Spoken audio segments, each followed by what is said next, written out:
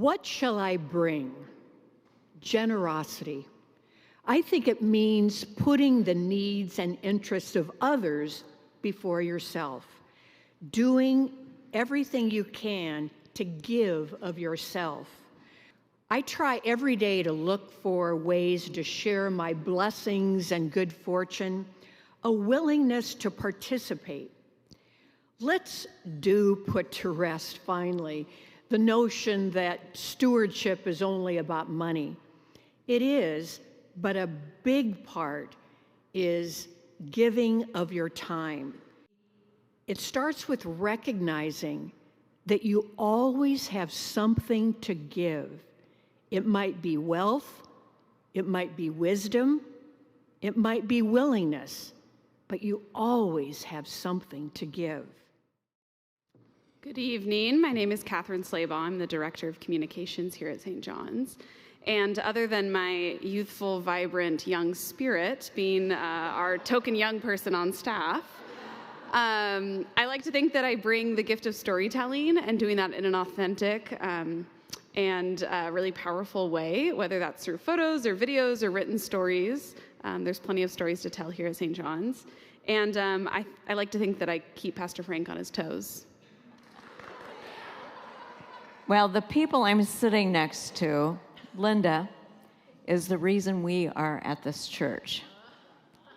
Our son and daughter-in-law got married here, and she was so gracious, so helpful, along with the ministers, Pastor Frank, Rhonda, was at the reception. We sat together, and when we moved to California, there was absolutely no question about where we'd go to church, even though it was a totally different denomination than what we'd been in before.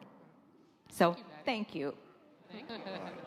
So, but before the pandemic, we hosted a very large dinner and overnight thing for the homeless community. Across the street, we get more than 100 people show up.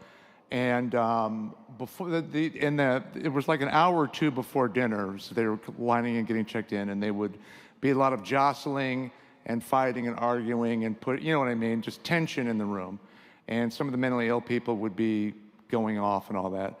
So I put together a little group of musicians. We did music from when they came in until dinner time. It completely changed the room, completely. Everybody was calm. There was no more fighting. The mentally ill people were quiet and listening.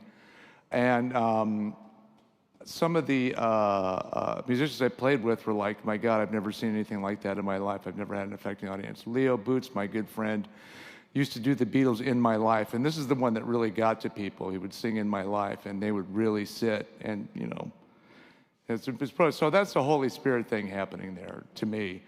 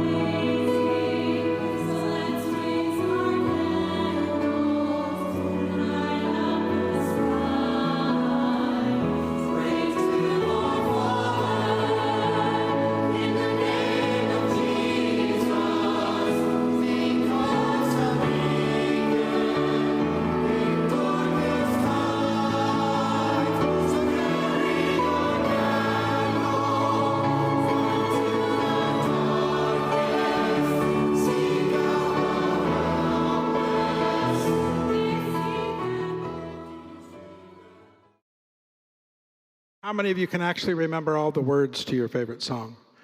Anybody out there? Can you get pretty much through the whole thing? But you can all remember what? The melody. It's weird. Melodies make the most significant impression. They stick with us first. They transport us to a realm of a different level of conscious awareness.